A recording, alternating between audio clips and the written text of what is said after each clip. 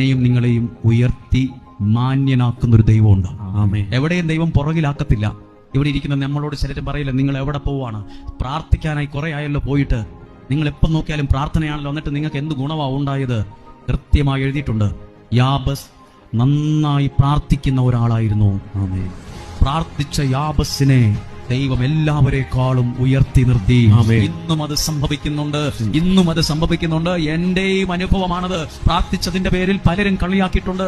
ഇങ്ങനെ ഹല്ലേലൂയ പറയുന്നതിന്റെ പേരിൽ പലരും വിമർശിച്ചിട്ടുണ്ട്. നിനക്ക് എന്തോ കുഴപ്പമുണ്ടെന്ന് പറഞ്ഞവരുണ്ട്. എന്നെ ഇന്ന് നിങ്ങളുടെ മുമ്പിൽ നിർത്തിയത് ഈ പ്രാർത്ഥനയാണ്, ഈ ആരാധനയാണ്, ഈ ദൈവത്തിന്റെ വചനമാണ്. ഇവിടെ ഇരിക്കുന്ന നിങ്ങൾ ആരെങ്കിലും അസ്വസ്ഥതയോടെ ഇരിക്കുന്നുണ്ടെങ്കിൽ ഓർത്തോ, പ്രാർത്ഥിക്കുന്നവന്റെ അവസ്ഥയെ ദൈവം ഇന്നല്ലെങ്കിൽ നാളെ മാറ്റിയിരിക്കും. അവനെ ദൈവം ഉയർത്തിയിരിക്കും.